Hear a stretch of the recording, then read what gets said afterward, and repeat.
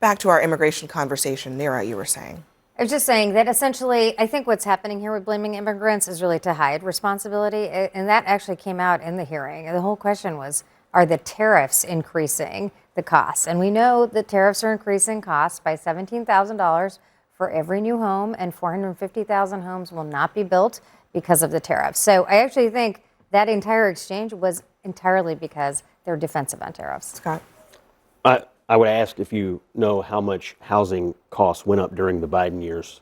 It went up significantly, but why add to them by adding tariffs? So, they didn't go down in the last year. They're actually raising the cost by tariffs. You're talking about due to interest rates. You mean like buying a home? Is that what you're talking Yes, about? prices of housing went up 20, 30% during the 4 years that Joe Biden was in. Some of the arguments we're having about housing in the United States and how expensive it is, the bulk of it came while Biden was president. What Scott Besson is saying is objectively true.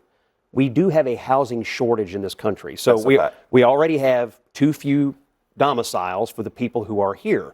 His point was simply that if you put 10 or 20 million new people into the pool, whether they're illegal or not, that is going to increase competition for the already short supply of housing. But the cities we had the sharpest increase in housing, places like Los Angeles, did not have net new immigrant migration in those 3 years. And there's no correlation between those things. There has been a study that actually looked at what happened as a result of the increase in immigration during the Biden years, and that study found that that actually housing costs went down in that period of time. After immigration ramped up in 2022, growth rates of housing prices and rents slowed substantially. By 2023, as the surge in immigration continued, home prices fell even further while rent growth completely stalled. So prices going down is different than rate of increase going down. I mean, it was a massive increase in housing costs. Hold on. Are you saying that housing got more expensive or it got less expensive? During the Biden years, housing got dramatically more expensive. So that study that actually looked at the real numbers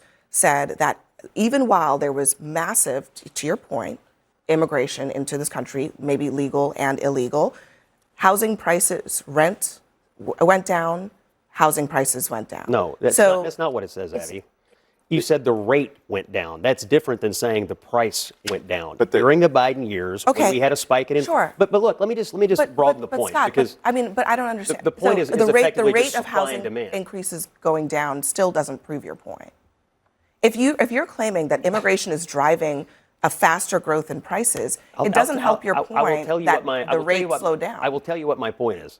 My point is this. If you already have a shortage of something, and you add 20 million people who are trying to get that something, necessarily you're going to have a problem. I guess what I'm asking for is actual proof of that being. There's no correlation between the economic increases. Principles? But I think if you have more people trying to buy fewer commodities. Listen, I'm asking you, is there proof that what you are saying actually happened? Because the immigrants came, the prices were what they were. Where do they live, Abby? Is there proof that actually happened? I think that Scott is actually right on the 50,000 point view. I think 50,000 foot view.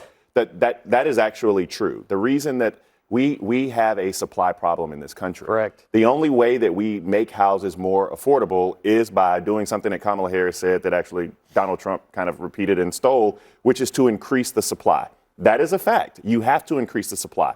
And one of the things that also means is that we actually have to have Fed chair independence. We have to have a lot of other things that Donald Trump's not doing. But the reason that we have the supply issue is not because of immigrants. That's what I think people are missing. Donald Trump is actually very happy about housing prices going up. It's one of the things that he thinks people can boast about. But demand is not in places where the immigrants are. That's like the challenge here. That's what I'm saying. I'm sorry. I agree with that. Los Angeles did not have, Los Angeles and San Francisco. That's not the only place where there are illegal immigrants. That's true. But they were good examples. Los Angeles had the largest share.